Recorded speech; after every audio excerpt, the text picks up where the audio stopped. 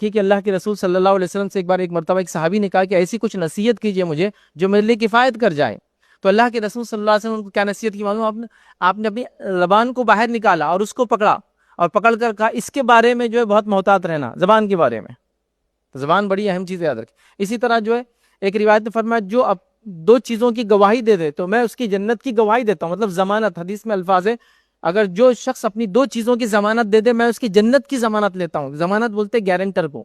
مطلب جیسے کہ آپ نے کسی سے ادھار لیا تو کوئی آدمی کہیں گا آپ کو تو نہیں دے سکتا ہوں، آپ کے بدلے کون دیں گا، ذرا لائیے اس کو بھی تاکہ آپ نہ ملے تو بولتا یہ میرے ضامن ہے، گارنٹر ہے، مطلب میں نہ رہوں میں نہ دوں تو یہ دیں گے.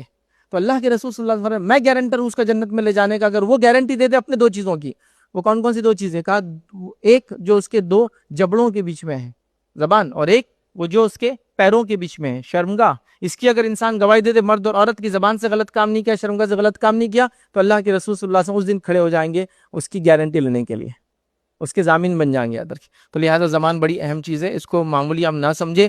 اس کا مسئلہ ایسا ہے کہ یاد رکھیں اتنا چھوٹا سا حصہ ہے، ہڈی بھی نہیں ہوتی اس کے اندر، لیکن اتنا نقصان دہ ہوتا ہے اگر اس کو صحیح استعمال نہ کیا جائے جس کی کوئی انتہا نہیں. ایک بڑی مثال ہے بہرحال دی جاتی ہے کہ زبان ان اعضاؤں میں سے جسم کے جس پہ لگا ہوا زخم سب سے جلدی بھر جاتا ہے. مانو وہ زبان دیکھی بچے کی دونوں دانتوں میں آ گئی، چند گھنٹوں میں ہیل ہونا چاہیے ہوتا ہے، مطلب دن نہیں لگتے، گھنٹے. 2 گھنٹے بعد دیکھیے آپ تو وہ پورا کور ہو جاتا ہے. 4 گھنٹے بعد دیکھیے صبح اٹھنے تک تو فریش، پھر سے زبان استعمال کے لائق ہو چکی ہے. تو اس کے زخم سب سے جلدی بھرتے ہیں، لیکن اس سے دیے گئے زخم سب سے مشکل سے بھرتے ہیں. بھرتے نہیں کبھی، ہمیں ہرے کے ہرے رہتے ہیں. جب دیکھو ہرے کی. ایک آدمی کو کسی نے مارا تھا وہ بھول گیا، لیکن ایک آدمی کے والد تو گالی دیتی، نسل در نسل یاد کرتے گالی دیا تھا، بد کلامی کیا تھا.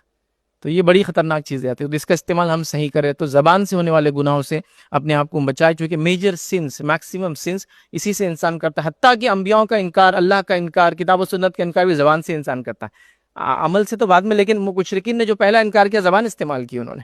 تو یہ بہرحال اس کے معاملے میں بڑا محتاط رہنے کی ہم کو ضرورت